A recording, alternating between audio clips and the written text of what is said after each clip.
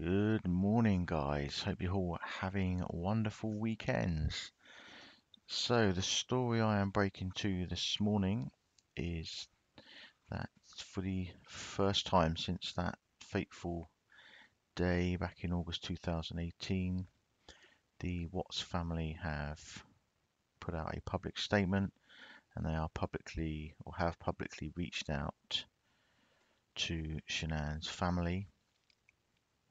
This is through an article in Highlight Hollywood that was released yesterday.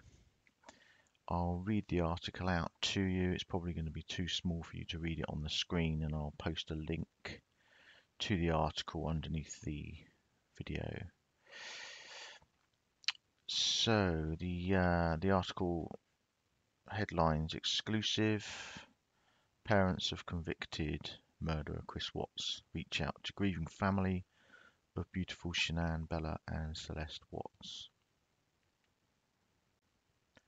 It was a horrifying crime that shocked America and the world, and the families of the victims remain devastated to this day over the deaths of Shanann Watts and her beautiful angelic daughters Bella and Celeste. What makes it extra tragic is the murder of the innocent victims was their husband and father, Chris Watts, who is in prison today. A beautiful all-American family forever destroyed, and their loved ones will never be the same again. Grief during the holiday season is a serious issue for many, and Chris Watts' parents, who are to this day still trying to piece together what could have possibly happened to their beloved son, who would kill his wife and daughters, remains a daily battle. Their pain is palpable, and their empathy and sympathy this Christmas season goes out to their son's former in-laws and family, whose pain must be nearly unbearable as well.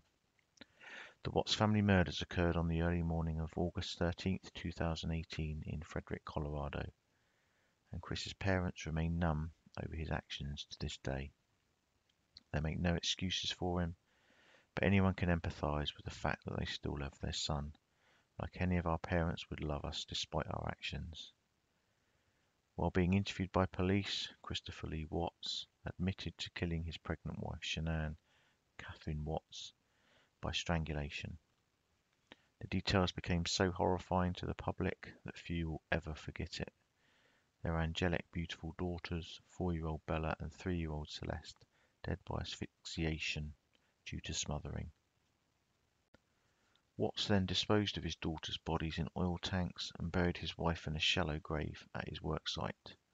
Watts pleaded guilty on November 6, 2018 to multiple counts of first-degree murder as part of a plea deal when the death penalty was removed from sentencing. He was sentenced to 5 life sentences without the possibility of parole, 3 to be served consecutively and 2 to be served concurrently. Needless to say, Chris Watts will never live outside of his prison cell again, and his parents, though heartbroken, believe he does belong there and are not making excuses for him. Their hearts go out this Christmas holiday season to Shanann's parents, who not only lost their beautiful, intelligent daughter, who was an amazing wife and mother, but they lost granddaughters Bella and Celeste, as the Watts family did. They doubt that they will ever get over the loss, and when Hollywood spoke to them on Friday, their only concern was for Shanann's family and the pain they are enduring this time of year. Cindy and Ronnie Watts, Chris's parents, seem to be a shell of themselves and who they once were. Their grief over the loss of their grandchildren and beautiful daughter-in-law is only made worse because a man they raised was the one who killed them. That is something they will unfortunately have to live with for the rest of their lives. But when asked why, their only concern today was for the family of the victims. They seem to push aside their own tears to talk about how much they will miss seeing the girls all decked out for the holidays, and the fact that Shanann's parents will not get to see her or her gorgeous girls this year or any holiday season to come. In an exclusive statement to Highlight Hollywood, the family spoke directly to Frank Rzucek and Sandra Rzucek. I quote, "This holiday season we feel compelled to make an official statement and send our condolences to the Rzucek family. We find it inexplicably difficult to express the sorrow we feel and the void that has been left within our families, but in a word, misery. It will be impossible to replace the joy that has forever been stripped from our lives. We think of your family often and how hard it has been for you to go on without Shanann, Bella, Celeste and Nico. We miss them terribly and find it especially hard to cope without them over the holidays. We miss seeing our precious girls in their beautiful holiday dresses and matching Christmas pyjamas that their mummy dressed them in. We miss picking our gifts out for them and watching the joy on their little faces about fun holiday activities and playing in the snow. Some days we struggle simply to remember to go on and live life.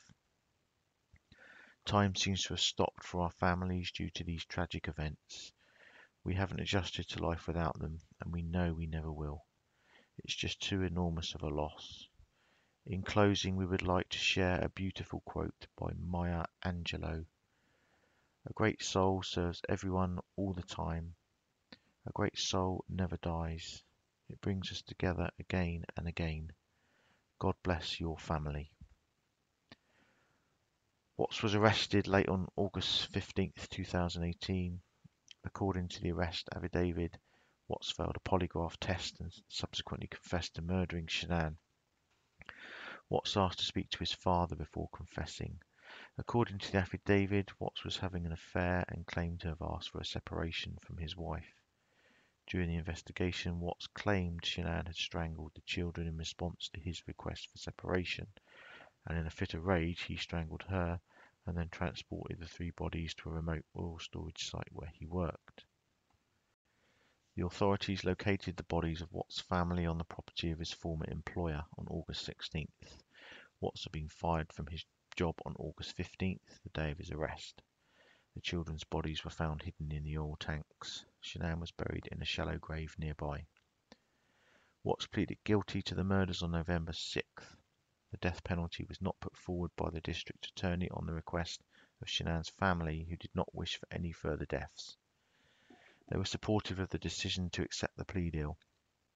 On November 19th, Watts was sentenced to 5 life sentences, 3 consecutive and 2 concurrent, without the possibility of parole.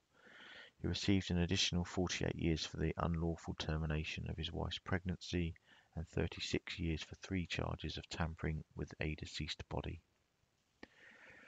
Please keep both families in your thoughts and prayers over the holiday season.